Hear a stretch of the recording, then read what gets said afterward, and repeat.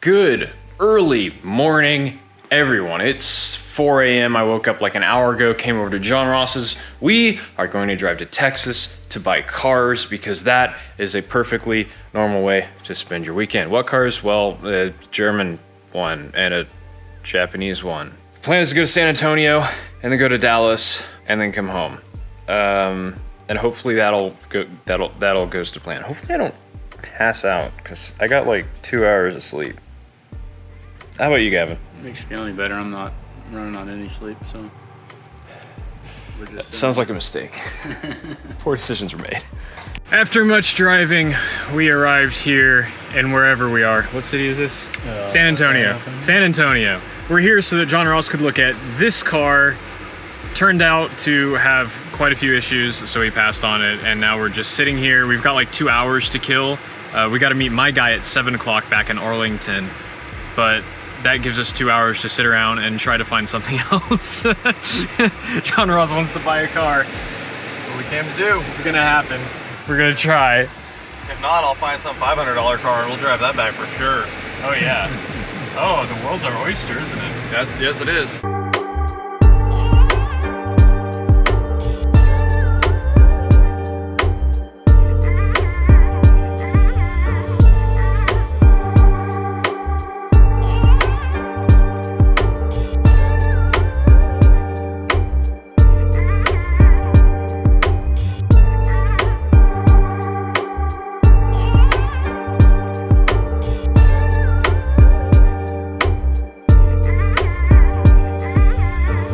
It is 6:42 p.m. We've been sitting in cars for 14 hours now, and I'm running out of different ways to sit in a Kia.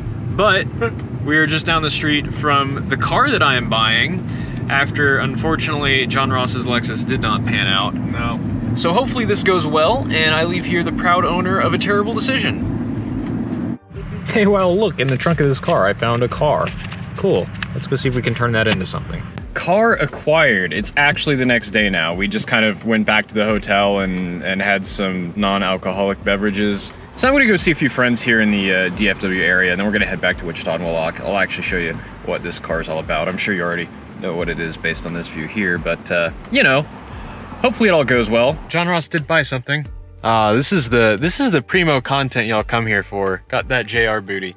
But also, he bought a Volvo C30. It's pretty neat. And we're here at Texas Motor Speedway, taking pictures, I guess. We lost our third. He's, yeah, he didn't make the exit. So hopefully he's not dead.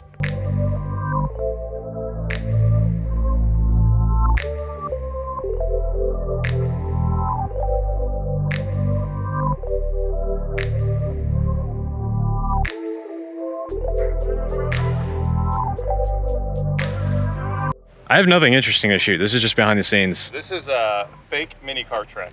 Yeah. That's what we're trying to accomplish here today at Texas Motor Speedway. As you can see, here for the official tour, put on by WATCHJRGO and attended by 100% Jake. We've got ICT billet reps in attendance as well. We're here at Texas Motor Speedway, and I realize I have not shown you guys the car yet. You've probably figured out what it is by now, especially if you've watched my past videos, because I've actually reviewed one of these already.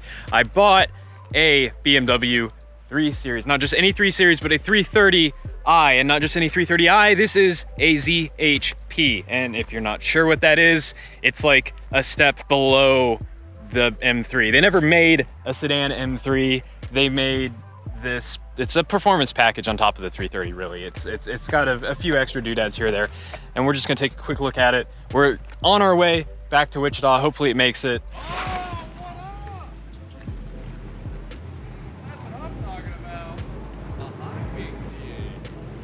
What is up, bro?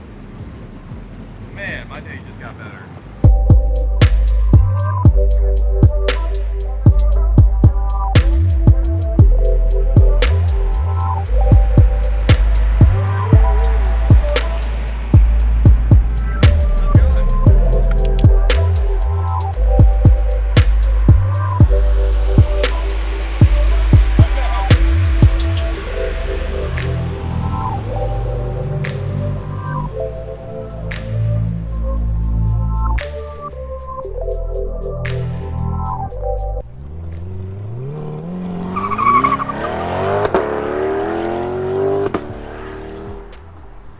So I bought this car from a guy in the Dallas-Fort Worth area for $3,700. I don't think I stole it. I don't think I got screwed. I think it's about right. It's not gonna be, you know, a flip or a make money sort of deal, but not bad. And he did a ton of maintenance to this. Valve cover, gasket, pretty much the entire cooling system, clutch. He replaced the engine at one point, though I think that was a misdiagnosis, honestly. And then he just kind of realized that it's not fast enough. It's not what he wants. He really wants an E46 M3. So he wanted to get out of it, and he's moving, and he has another car, and this, you know, that sort of whole story. And it's in okay shape, we'll say. The only problems I've really noticed are a bit of a vibration on the highway, and I think that's a combination of a slightly out of balance front wheel, and I'm pretty sure the carrier bearing is absolutely hashed on this car, just completely gone. If I take off from a stop and I start to really get into it, it kind of goes crunch, crunch, crunch a bit before smoothing out. The other problem is nasty rattle coming from the sunroof. The sunroof cover is gone for some reason, and that rattle is what remains. Other than that, the car runs and drives really well. Engine's smooth, brakes are good, handles great. It's got the Harman Kardon system. It sounds amazing. Let's just take a look around here. So the ZHP has, of course, the sport seats with Alcantara and cloth. You could upgrade to leather, but honestly, I definitely prefer this. Alcantara is pretty worn. There's a bit missing there, and the steering wheel is just absolutely tattered. So that's a few things that it'd need fixing. It's also got this neat, I think they call it like a ZHP Cube. M-Performance Cube is, I think, what this trim is called. And you could get that or the silver. It has orange needles. You know, not a whole lot. Special shift knob as well for the ZHP. Of course, there's a few bodywork things here and there. You got a special front bumper. It came with special wheels. I don't know what these are. I think they're ADV1 knockoffs or something like that. Honestly, don't hate how they look though. So and they're gunmetal, which is my favorite. So cool. We got a little bit of damage here in the rear. It's definitely been rear-ended. You can see that this panel here has been kind of shoved up and the trunk doesn't quite line up, and then this lower splitter thing down here is missing. So just some minor stuff like that. There's some hail damage on the front, you know, there's, you know, a couple scuffs here and there, but really for $3,700 it is a solid little BMW, and I definitely think that it'll clean up really, really well if we make it back to Wichita. So we've got John Ross and his C30, and then John Ross's Kia, which is the backup car, and we've got to try and make it back to Wichita. We're not so sure about the C30. I'm fairly confident in this unless that bearing just completely goes. And yeah, it's really hot. Let's get out of here. Just went to Buc-ee's, a Texas staple. Hang on. Buc-ee's, and got myself some food, you know, sandwich, root beer. Shockingly, fits in the cup holder. Also, it's their house root beer. That stuff's real good. Something else I forgot to mention about this car, I've got two keys. Neither of the remotes work. As you can see, this is still sealed. These are not serviceable keys. You can't get in them officially. To replace the battery, you've got to cut it open and then glue it back together. So I don't have any remotes, which is a little frustrating. I do wonder if there's a like a new housing I can buy that does have replaceable batteries. I don't know.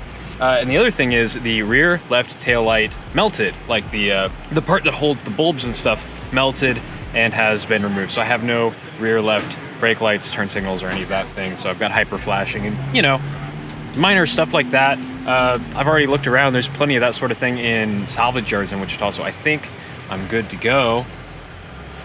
Just waiting on the others. Let's fire this thing back up, enjoy the AC. Ah, fires up. So smooth, such a smooth engine. A little bit of a felony forest, of course.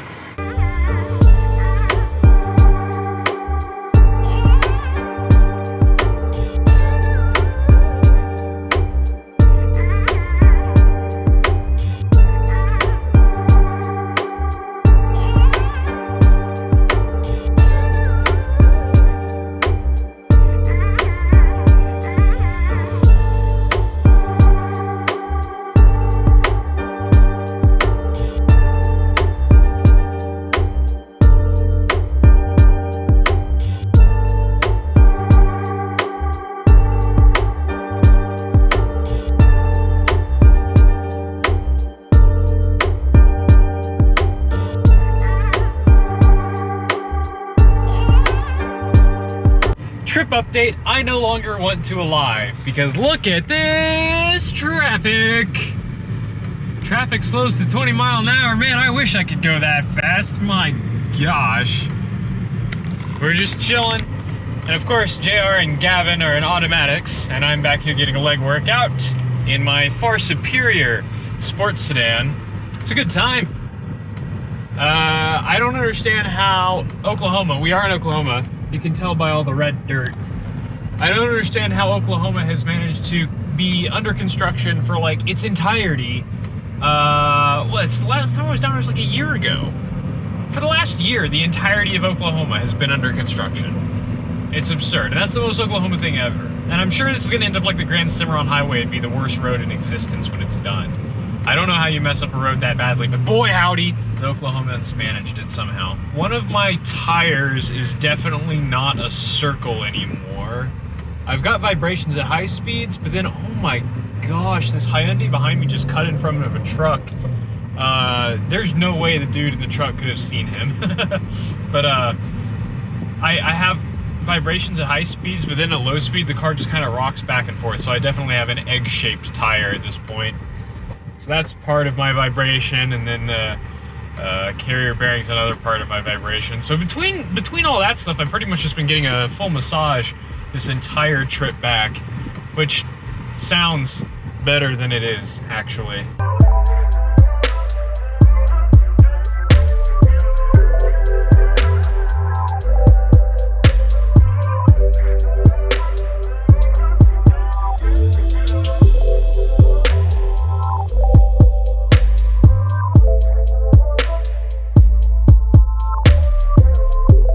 Turns out a quarter tank doesn't actually mean a quarter tank. My fuel light came on after like 40 miles, so I stopped here and put 15.6 gallons in the car. Still got this, whatever's going on here. Pushing on the sunroof itself doesn't have any effect, so it's got to be something in between the sunroof and the headliner. I'm not sure what. I'll have to pop this out when I get home and see what I can see up there. So after I finished putting gas in the car, I turned it on and the oil light came on. It wasn't the oil pressure, luckily it was oil level. And earlier when we scanned the car, we did find that there was an error for the oil level sending unit. So yeah, that all checks out. No problem, check the dipstick, plenty of oil in it. So we're just gonna send it, I suppose.